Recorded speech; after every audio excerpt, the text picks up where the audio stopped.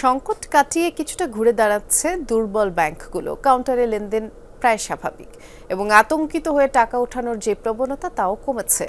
নতুন করে ব্যাংক হিসাবও খুলছেন অনেকে। ব্যাংকাররা বলছেন আশঙ্কা থাকলেও এখন আর আগের মতো সংকটে নেই। গ্রাহকদের আস্থাহীনতাও অনেকটাই কেটে গেছে। ব্যাংকে টাকা তুলতে এসে না পেয়ে ফিরে যাবার ঘটনা এখন আর ঘটছে না বলেও তারা জানিয়েছেন। Vision hot and cool AC 4-ওয়ে সলিনয়েড ভালভ টেকনোলজিতে হিটিং ও কুলিং দুই মোডেই কাজ করে সমানভাবে। Vision hot and cool AC. বিগত সরকারের সময় অনিয়ম, দুর্নীতি আর লুটপাটে দুর্বল হয়ে পড়ে বেশ কয়েকটি ব্যাংক। গ্রাহকের আমানত ফেরত দিতেও ব্যর্থ হয় তারা। নতুন গভর্নর দায়িত্ব নিয়ে এসব ব্যাংক পুনর্গঠনে গুরুত্ব দেয়। আগের পর্ষদ ভেঙে গঠন করা হয় নতুন পরিচালনা পর্ষদ। নানাভাবে তারল্য সহায়তা দেওয়ারও উদ্যোগ নেওয়া হয়। 6টি দুর্বল ব্যাংকে টাকা ছাপিয়ে 22,500 কোটি টাকা ধার দেয় বাংলাদেশ ব্যাংক। তারল্য পরিস্থিতির উন্নতিতে এরই মধ্যে খানিকটা ঘুরে দাঁড়িয়েছে বেশ কয়েকটি ব্যাংক। টাকা উত্তোলনেও ভোগান্তি কমেছে গ্রাহকদের। উত্তোলনের পাশাপাশি জমাও দিচ্ছেন অনেকে।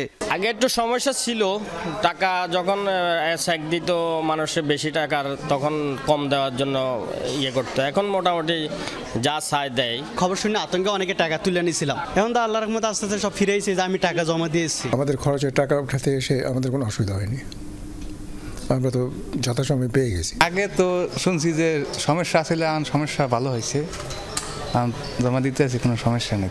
ডিপোজিট আছে, আমাকে সেভেন অ্যাকাউন্ট আছে, ওই আমরা জমাই দিয়েছি। ব্যাংকাররাও বলছেন কাউন্টারে লেনদেন এখন অনেকটাই স্বাভাবিক। চাহিদা মতো টাকা তুলতে পারছেন গ্রাহকরা। অনলাইন সেবাও দেয়া হচ্ছে শাখাগুলোতে। আমার এখানে কাস্টমার তার নিড অনুযায়ী টাকা পাচ্ছে, ইনফ্লো আউটফ্লো দুটোই হচ্ছে। অর্থাৎ একটা যে স্বাভাবিক লেনদেন সেটা আলহামদুলিল্লাহ চালু হয়েছে এবং এটা আশা করি যে সামনে আমরা আরও গতি বাড়াতে পারবো এবং স্বাভাবিক আমরা অলমোস্ট স্বাভাবিক অবস্থায় চলে এসেছি।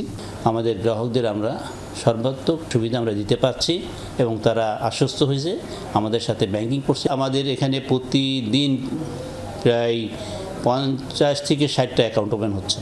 শীর্ষ কর্মকর্তারা বলছেন সাধারণ আমানতকারীরা চাহিদা মতো টাকা তোলার সুযোগ পাচ্ছেন। এর পাশাপাশি চালু করা হয়েছে অন্যান্য সেবাও, যে কারণে আস্থা ফিরেছে গ্রাহকদের। কমেছে আতঙ্কিত হয়ে টাকা তোলার প্রবণতা।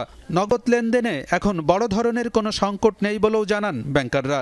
লিকুইডিটি ক্রাইসিসের কারণে কিছুটা আস্থার সংকটের কারণে লিকুইডিটির সমস্যায় পড়েছিলাম আমরা, তবে সেইটা আমরা এখন ইনশাআল্লাহ অনেকটাই ওভারকাম করতে সক্ষম হয়েছি। অনলাইন সেবা, SIBL নাও অ্যাপসের মাধ্যমে যে পেমেন্টগুলি ছিল এগুলো আমরা শতভাগ চালু করতে পেরেছি। খুবই আশাবাদী যে অতি শীঘ্রই আমাদের সকল লেনদেন স্বাভাবিক পর্যায়ে চলবে ইনশাল্লাহ।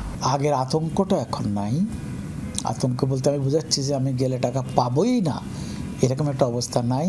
কিছু ডিপোজিট আসতেছে, কিছু এলসি সবাই করছে, কিছু লেনদেন হচ্ছে, সব মিলে আমরা আগের মতো নয় এই কথাটা পরিষ্কার বলতে পারি। কিন্তু কোনো সংকট এখন নাই, কিন্তু একটা চাপ আছে, আমরা চেষ্টা করছি চাপ মুক্ত হওয়ার জন্য। দুর্বলতা কাটিয়ে উঠতে ব্যবসা চালুর পাশাপাশি খেলাপি ঋণ আদায়ে গুরুত্ব দেওয়া হচ্ছে বলেও জানান ব্যাংকাররা। দৈনন্দিনটা সামলানো আগের থেকে অনেক ইজি। আলমগীর হোসেন, যমুনা নিউজ, ঢাকা।